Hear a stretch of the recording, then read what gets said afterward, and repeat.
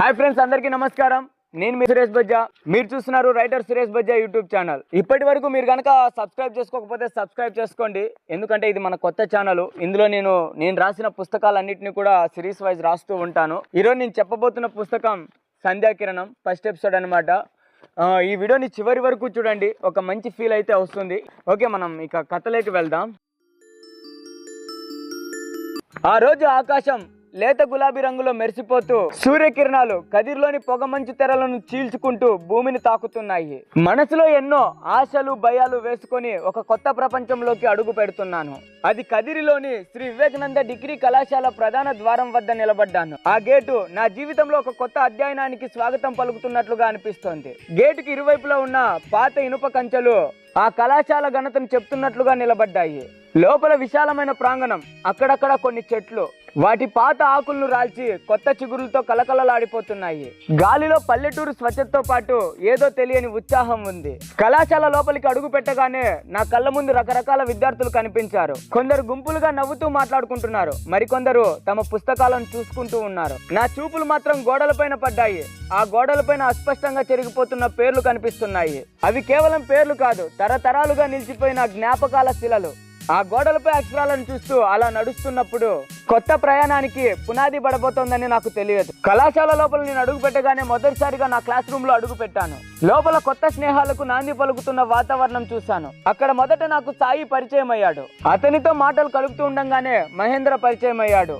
ఇక అలాగే కొంతమంది స్నేహితులు పరిచయం అయ్యారు. ఇలా మా స్నేహబంధం ఇంకా బలపడుతుండగానే కాలేజీలో కొత్త సందడి మొదలయ్యింది. కళాశాల ప్రాంగణం అంతా రంగురంగుల కాంతులతో విద్యార్థుల కేరింతలతో కలకలలాడింది. ఫ్రెషర్స్ డే వేడుకలు అంగరంగ వైభవంగా మొదలయ్యాయి. అలా వేడుకలు మొదలైనప్పుడు విద్యార్థులకు స్ఫూర్తినిచ్చేలాగా ఎవరైనా విద్యార్థులు స్టేజ్ మీదకు వచ్చి ప్రసంగం ఇవ్వమని అడిగారు. ఎవరు ముందుకు రాలేదు. నేను వెళ్ళాను. వేదిక మీద మైక్ పట్టుకొని, అందరికీ నమస్కారం. ఈ వేదికపై నిలబడి మీ అందరినీ చూడటం చాలా సంతోషంగా ఉంది. నాలో కూడా మీలాగే కొత్త ఆశలు భయాలు ఉన్నాయి. మనమంతా కూడా ఒక కొత్త ప్రపంచంలోకి అడుగు పెట్టాం.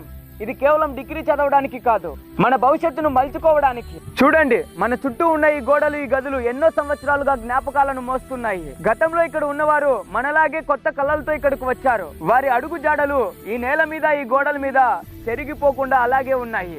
ఇప్పుడు మన వంతు. మనం కేవలం పుస్తకాలు చదివి మార్కులు తెచ్చుకోవడానికి ఇక్కడ రాలేదు. మనలో ఉన్న ప్రతిభను, మనలో దాగి ఉన్న కళలను బయట పెట్టడానికి వచ్చాం. ప్రపంచం మనల్ని మార్చడం కాదు, ప్రపంచాన్ని మనం మార్చే శక్తిని మనం పొందడానికి వచ్చాం. జ్ఞాపకం ఊహించుకోండి, జీవితం ఒక మహాసముద్రం. ఒక్కొక్క అల మనల్ని ముందుకు తీసుకెళ్తుంది. కొన్నిసార్లు అలలు మనల్ని కింద పడేయచ్చు. అప్పుడు మనం భయపడకూడదు, ఎందుకంటే మనం అలలు కాదు, మనం మహాసముద్రం. మనం కలలు కనే శక్తి, వాటిని నిజం చేసుకునే ధైర్యం ఉన్నవాళ్ళం. రేపటి ప్రపంచానికి మనం నాయకులం. మన కలలే రేపటి నిజాలు. వాటిని నిర్లక్ష్యం చేయొద్దు, వాటిని ప్రేమించండి. ఈ కళాశాల కేవలం మనకు చదువుని మాత్రమే కాదు, జీవితాన్ని ఎలా ఎదుర్కోవాలో, ఎలా పోరాడాలో కూడా నేర్పిస్తుంది. మనలో ప్రతి ఒక్కరిలో అగ్ని ఉంది. ఒక సూర్యుడు ఉన్నాడు. ఆ సూర్యుడు నిద్ర లేచి వెలుగునిచ్చే సమయం ఇది. భయాలను జయించండి, కళలను వెంబడించండి. మన గమ్యం కేవలం డిగ్రీ పట్టా కాదు, ఒక గొప్ప జీవితం, సమాజానికి మేలు చేసే వ్యక్తిత్వం.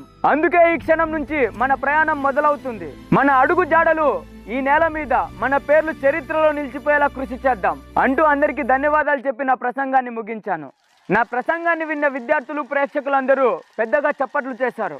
తర్వాత నేను వేదిక మీద నుంచి కిందికి రాగానే కొంతమంది విద్యార్థి నాయకులు నా దగ్గరకు వచ్చి నా మాటల్లో ఉన్న స్ఫూర్తిని, నిజాయితీని మెచ్చుకొని వారి విద్యార్థి సంఘాలలో చేరమని అడిగారు. మొదట సంకోచించాను, కానీ తర్వాత కళాశాలలో జరుగుతున్న అన్యాయాలను చూసి విద్యార్థి సంఘాల నాయకుడిగా అంగీకరించాను. అలా విద్యార్థి నాయకుడిగా పోరాడుతున్న సమయంలో ఒకరోజు మా ఊరి అమ్మాయిని కలిశాను. ఆ అమ్మాయి చేతిలో కొన్ని పాత గ్రూప్ ఫోటోలు ఉన్నాయి. ఆ అమ్మాయి ఆ ఫోటోలు నాకు చూపించి, ఇవి మా ఇంటర్ కాలేజీలో దిగిన పాత ఫోటోలు అని చెప్పింది. నా కళ్ళ ముందు గతం కదిలింది. స్నేహానికి గుర్తుగా మిగిలిన పేర్ల నుంచి ఒక కొత్త కథ మొదలవుతున్నట్లు అనిపించింది. నేను ఆ ఫోటోల్ని చూస్తున్నాను, కానీ నా చూపు మాత్రం ఒక అమ్మాయి దగ్గర నిలిచిపోయింది. ఆ అమ్మాయి హాఫ్ శారీలో ఉంది. ఆ ఫోటోలో ఆమె చాలా అందంగా ఉంది, చాలా అమాయకంగా కనిపిస్తోంది. ఆమె ముఖంపై ఒక ప్రశాంతమైన నవ్వు ఉంది. నా కళ్ళు ఆమెను వర్ణించడానికి పదాలు వెతుకుతున్నాయి. నా చూపులు ఆమెపై నిలిచిపోయాయి అని మా ఊరి అమ్మాయి గమనించింది. ఏంటి ఆ అమ్మాయిని అలా చూస్తున్నావు అని ఆ అమ్మాయి నవ్వుతూ నన్ను అడిగింది. ఏమీ లేదు అని ఏదో ఒక చిన్న నెపం చెప్పాను, కానీ నా మనసు మాత్రం వేరే ప్రపంచంలో ఉంది. ఆ అమ్మాయి బాగుంది కదా అని ఆమె మళ్ళీ కల్పించుకొని నవ్వుతూ నాతో అంది. అవును అని నాలోని కవి హృదయం అంగీకరించింది. అప్పుడు ఆమె ముఖంపై ఒక చిలిపి నవ్వు కనిపించింది. అయితే నువ్వు తనని ప్రేమించొచ్చు కదా అని తను అంది. ఆ మాట వినగానే నా హృదయం ఒక్కసారిగా ఉలిక్కి పడింది. నా పోరాటాల ప్రపంచం నుంచి బయటకు లాగి ఒక కొత్త భావోద్వేగంలో పడినట్లు అనిపించింది. ఏం మాట్లాడుతున్నావు, అర్థం కావట్లేదు అన్నాను. మళ్ళీ ఆ అమ్మాయి, తను నీకు నచ్చి ఉంటే తనను నువ్వు ప్రేమించొచ్చు కదా అంది. లేదు, నేను అలా చేయను అని నాలోని ఆత్మవిశ్వాసం పలికింది. నా సమాధానానికి ఆమె ముఖంపై చిరునవ్వు చెరగలేదు. నువ్వు తనని ప్రేమించినా తను నిన్ను ప్రేమించదులే అంది. ఆమె మాట నా మనసులో ఒక అగ్నిని రాజేసింది. ఎందుకు ప్రేమించదు, నిజంగా ప్రేమిస్తే ఎవరైనా తిరిగి ప్రేమిస్తారు అని ఒక రకమైన భావోద్వేగంతో అన్నాను. ఆ తర్వాత నాకు వేరే పని ఉండడంతో అక్కడి నుంచి వెళ్లిపోయాను. నా మాటలు ఆమెకు ప్రశ్నగా మిగిలిపోయాయి. ఈ సంఘటన జరిగిన 6 నెలలు గడిచిపోయాయి. మా మొదటి సెమిస్టర్ పరీక్షలు ప్రారంభమయ్యాయి. మా ఎగ్జామ్ సెంటర్ కదిర్లోని STSN డిగ్రీ కళాశాల. మేము పరీక్షకు ఉదయం 7 గంటలకి అక్కడికి వచ్చాము. ఆ చల్లని ఉదయం మా చుట్టూ ఉన్న వాతావరణం చాలా నిశ్శబ్దంగా ఉంది. కానీ ప్రతి ఒక్కరి మనసులో పరీక్ష ఆందోళన స్పష్టంగా కనిపిస్తోంది. ప్రతి విద్యార్థి తన చేతిలో ఉన్న పుస్తకాలను తెగ తిప్పేస్తూ ఉన్నారు. నేను నా స్నేహితులతో సరదాగా మాట్లాడుకుంటూ ఉన్నాను. అప్పుడే నా ముందుకు ఒక ఆటో వచ్చి ఆగింది. ఆ ఆటోలో నుంచి ఒక తెల్లని పాదం భూమిని తాకింది. అది తాకినట్లు లేదు, భూమి ఆ పాదాన్ని ముద్దాడినట్లుంది. ఆ పాదం నా చూపుని ఆకర్షించింది. నేను ఆసక్తిగా పైకి చూస్తాను. ఆ అమ్మాయి ఎవరో కాదు, ఆ రోజు మా ఊరి అమ్మాయి చూపించిన ఫోటోలో ఉన్న అమ్మాయి. ఆమె పేరు సంధ్య. ఆమెను చూడగానే నా కళ్ళు అక్కడే ఆగిపోయాయి. ఆమె నీలి రంగు చుడిదార్లో ఒక మెరుపులా మెరిసిపోతోంది. సూర్యకిరణాలు ఆమె ముఖంపై పడగానే నీలి రంగులో మునిగిపోయిన ఒక నీలి పద్మంలా కనిపించింది. కళ్ళు, అవి కేవలం కళ్ళు కాదు, 2 నల్లని కలువలు. అంత పెద్ద కళ్ళతో ఆమె నన్ను చూడగానే నా మనసులోని రహస్యాలన్నీ ఆమెకు తెలిసిపోయినట్లు అనిపించింది.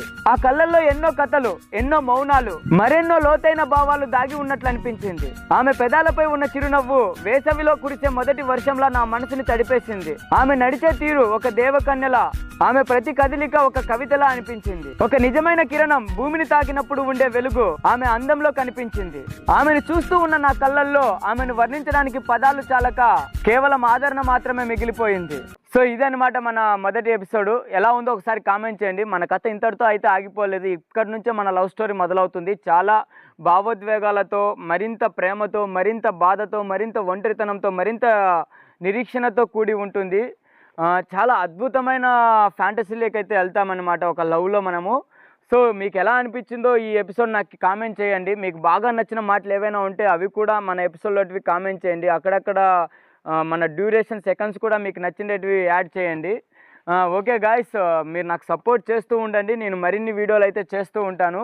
ఈ వీడియోకి నేను కేవలం ఒక 100 లైకులను అయితే ఆశిస్తున్నాను. ఇది మన మొదటి ఎపిసోడ్ కాబట్టి చూస్తున్న ప్రతి ఒక్కరూ లైక్ చేయండి. ఎలా ఉందో కూడా కామెంట్ చేయండి. Thank you guys. మరొక ఎపిసోడ్లో మనం మళ్ళీ కలుద్దాం.